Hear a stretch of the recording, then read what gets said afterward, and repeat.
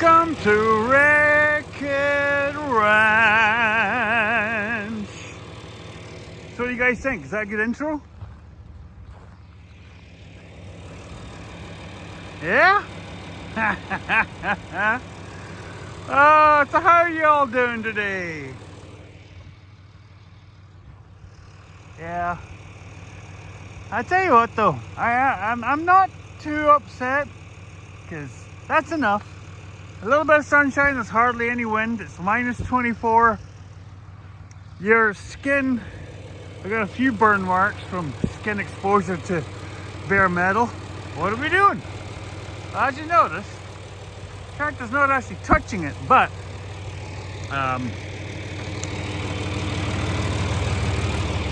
these rams here, I've taken them both off. And they actually both still have pressure, but I think maybe they don't have what they're supposed to, because supposedly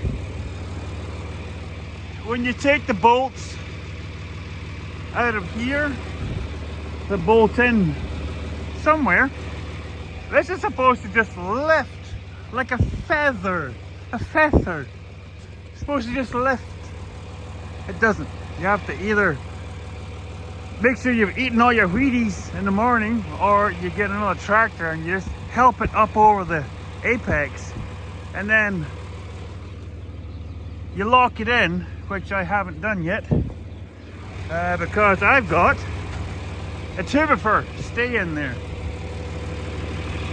So what's going on? Well, she wouldn't start. I knew it was low in fuel. I put fuel in it, it's still not starting. I wondered, because kind of like that thing has that cable that's kind of stiff. The shut-off cable started acting up as soon as this cold weather shifted. So I stalled it 2 nights ago, which is fine. And then last night, idiot me decided to beat on it to switch it off. Never thought to think that it sprung back out, which it didn't. So claw hammer, I pulled it back out, still wouldn't start. So I don't know if you can see in there, right there in front of the starter motor. I don't know if you can see that. Yeah, there is the other end of this, and the lever wasn't even halfway back. So I'm going to have to fish this cable all the way back out and see if I can free it up, or bugger it, I'll have to just bypass it. Anyway, I'm going to keep at this. No point in both of us getting cold. We'll see you in the next clip. So yep, she is alive. Here we have the problem. So it's a kick kill. So the cable comes out there, and you have the handle on the end of it, spring loaded. And yes, as you can all no doubt agree, that having it down there in amongst all the crap is just a recipe for disaster. Well, it was getting harder to kick, and so last night I kicked it and it stuck shut. So I've managed to, I put the vice grip on there, and I run the nut back against this piece of, it's like a, what do they call that, a downsizer fitting. So I use the nut to push the cable out far enough to open up the kill on the injection pump, which is down in there. And believe you me, outside of having one of those little cameras on a little bendy thing, you can't see where that cable joins up. You have to feel it around there, and even at that point I couldn't get my long arms in there. So I don't know how mechanics do it. I think they have to take the exhaust off and the whole manifold, everything off the top of the engine to get at it.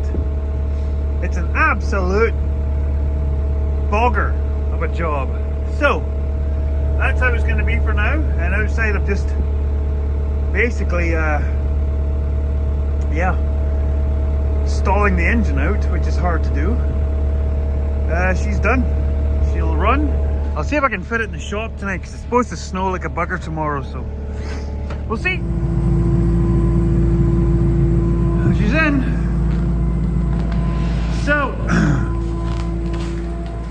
it's kind of hard to show this, but that is not a very big space. It is not 4 feet, that is for sure. It's about 3.5, and I think one of the biggest problems with it is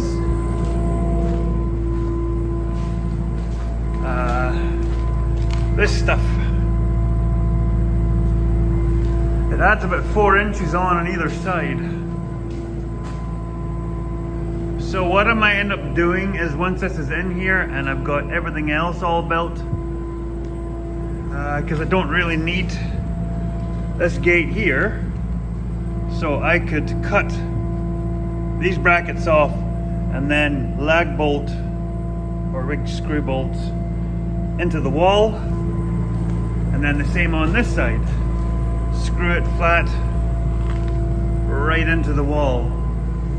And then on this outside, I wasn't really sure what I was going to do, because it would be nice to have an option where if we've got a cow and calf in that pen and a cow and calf in that pen, that we can let a cow out of this pen out and away. So what I might end up doing is taking this panel off and making up a panel with an opening section here to go out past everything. But this is what I had envisioned all along, was that it's enough in there, and then we'll have a gate here that goes out of that, so we can bring animals in round and then shut them in. So yeah, steak and sheep.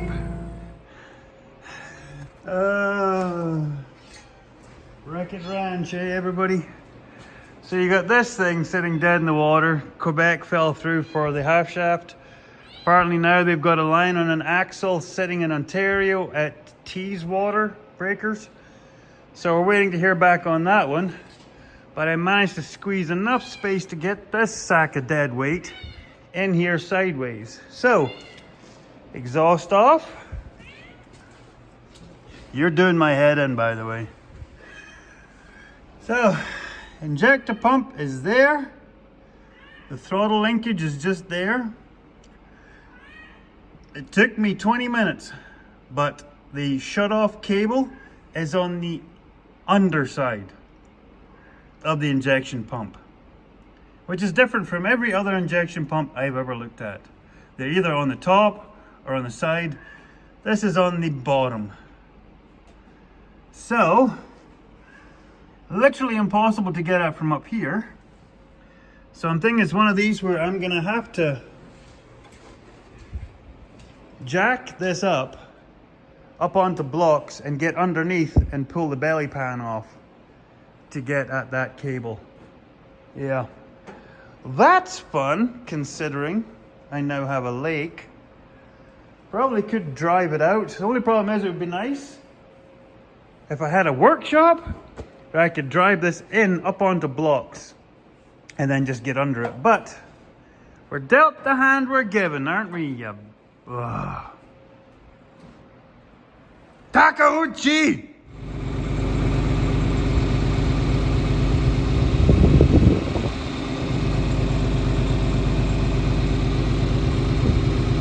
Sure would be nice to have another loader tractor to maybe move some of this. Yeah. I tell you, I've said it before and I've said it again. I am fast becoming a new, restored fan of John Deere. I liked the old John Deere when we first came to Canada in '95, because we had an 8820 Titan II combine. Beautiful combine. Old school.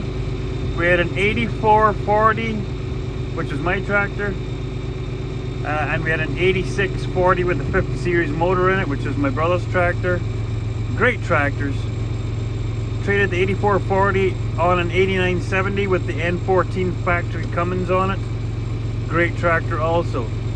We had pardon me, a 4440 two-wheel drive with the farm when we bought it, but we needed a loader and front wheel assist, so we traded off the 4440 on a 5130 case, which was a good tractor too. That was a Magnum, which, as you all know, Magnum, Genesis with Ford, and then the Sound Guard going into the 7 and 8000 series John Deere's. Best running tractors ever in the 90s. But yeah, so the update is Chris is talking to, I think I said this all together already, talking to Ontario for parts for that orange tractor. So fingers crossed we'll have an answer by the end of the week. Would be nice. But we'll see you back in the workshop. Here comes the snow again, falling on my cows like a white blanket, falling everywhere, so I gotta push it. Here it comes again, here it comes again. Ow! Oh, hey, Penny. That's not doing well. That's not doing well. And that's got something going on. What? Well, it's not something too crazy. I went to hook up the loader bucket. I went to hook up the grab, and for some reason I could not get the female end of the quick release to slide the collar back. Yeah. Oh yeah, so this thing is up on blocks. So now I can scoot under there, take off the belly pan, and take a look at the back end of the cable and see just how bad it is.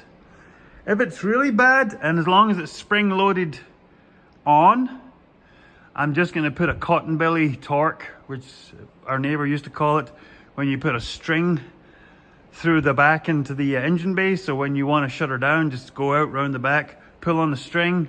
When she's dead, let go and it'll spring back forward. Should do. So what am I doing? Well, I took this stupid thing apart. So took it all apart, scrubbed it all, took the balls out, lost the balls on the floor, gathered them all up, which, considering the state of my shop, let's all take a notice, that is a Christmas miracle. So now I got to put it back together without it all falling apart. So pray for me, everybody. So I got to put this on, and then there's that little locking collar. Once you push it past, that collar goes on and locks it on. So hopefully this means it should work tickety-boo now. So fingers crossed. Well, I think it's working.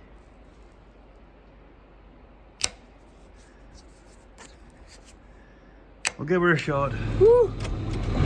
There you go, folks. Piper Doug, Wreck-It Ranch. Wreck it, but sorted. And now, thanks to my lovely neighbor, like even the grader couldn't punch out that gate down there. So, cutting the fence so I can come through here to there. And I was telling Mrs. Piper Doug, I think I'm just going to put the gate here. From now on, I'm going to build it. It's level here, and the start of the overwhips from my neighbor start from there down. So this is the last point where it's pretty good. So yeah, it's not the easiest going with this little bucket, but it's better than a shovel.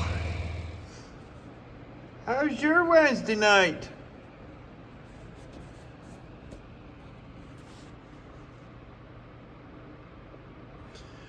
Phew.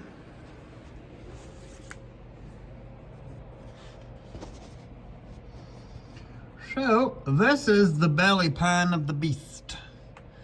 So there's a half pan which goes lengthways there. Don't know what that's for. And then there's the transmission belly pan up there. This, however, is the engine belly pan. There's a little panel there that is your oil change hole. So if you don't want to take the whole plate off you can just drop that one, but we're taking the whole pan, folks. We're taking the whole pan. So, what do we got here? 17 mil. Yes, this machine is from South Korea, so it is metric. So the bolts to the front, don't undo them all the way, just loosen them, because this plate is notched to the front.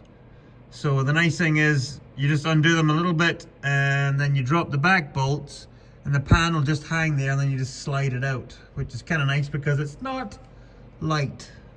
So I'm going to undo these and then I'll bring you back. Here.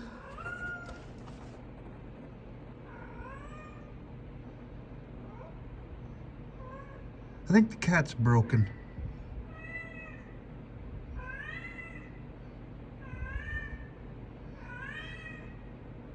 It's not normal. Anyway, okay, yeah, cause see, I got blocks. I got blocks in my head and everything. I got blocks, so I am safe, folks. This is not a normal Piper Doug production where he's just doing daft stuff. So that's it there. Now I haven't seen it. You're seeing it before I'm seeing it because I can't see that yet. So that's the problem.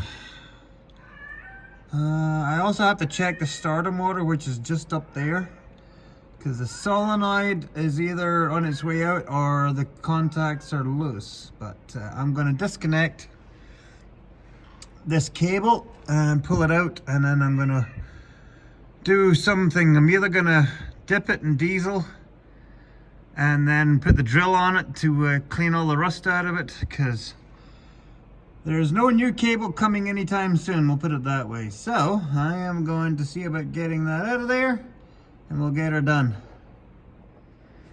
Well,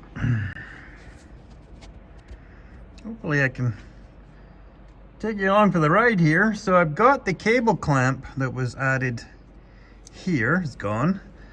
The hose clamp is undone. So this is a rod, and it goes up and hooks around on top of this rod. But if you look up there, I'll see if I can do this.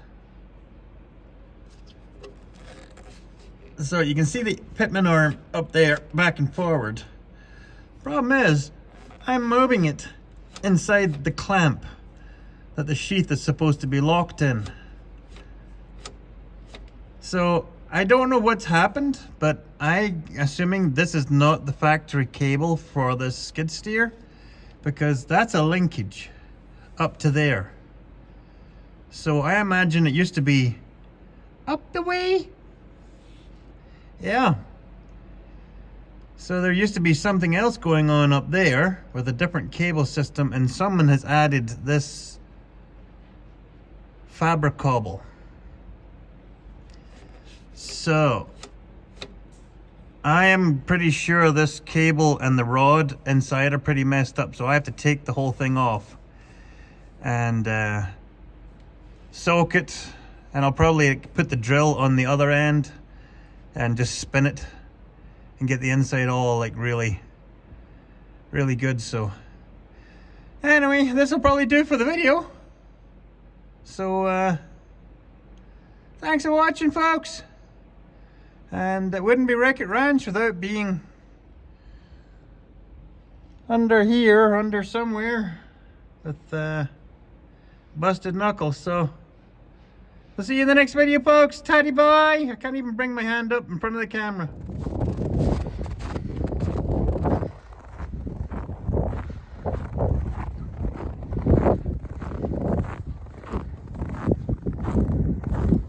Make sure those are cow tracks.